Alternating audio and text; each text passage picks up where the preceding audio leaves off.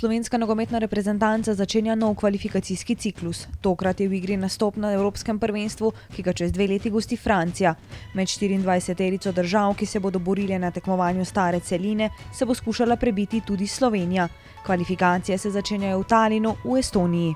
Pogled na kvalifikacije mora biti dober in moramo imeti pravi pristop in upam, da se bo vse izvleklo tako, kot treba. Vemo, da je prva tekma in igramo še tam in prvo tekmo je vedno najtežje odigrati, ampak se sploh ne bojim, da se ne bi dobro na njih pripravili. Izkušnje z Estonci naša izbrana vrsta že ima. Tudi takrat je žreb sprva določil gostovanje, s katerega so se Slovenci vrnili s 3 točkami, doma pa klonili z 1-2. 4 leta kasneje je reprezentanca izkušenejša, bolj zrela, osvežena z nekaterimi novimi obrazi in po južnoameriški turneji željna dokazovanja. Jaz mislim, da gremo na Estonijo, da poplačamo to vse, kar treba in pravzaprav je najbolj pomembno, da mi imamo pravi pristop in da se dobro odrežemo. Žreb je poleg Estonije Katančevim varovancev določil še Švico, Anglijo, Litvo in San Marino, a najtežje tekme v skupini E igralci ne pričakujejo proti Otočanom. Jaz mislim, da najtežji tekmec bo Estonija.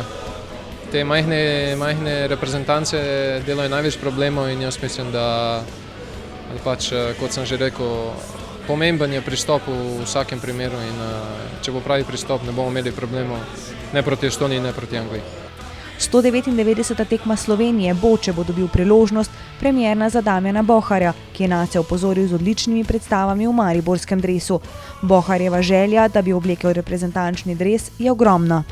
Moram povedati, da so občutki fenomenalni, biti del te ekipe, katera je ambiciozna in vedno se gre na zmago in dela se za Slovenijo, za grb in moram povedati, da sem res počaščen, da sem lahko zraven. Kot fantje poudarjajo, ima dober štart v kvalifikacije velik vpliv na nadaljevanje in prav temu je te dni vse podrejeno. Selektor Katanec bo skupaj s strokovnim vodstvom optimalno pripravil svoje varovance, navijači pa verjamejo, da bo Slovenija iz Estonije odnesla vse 3 točke.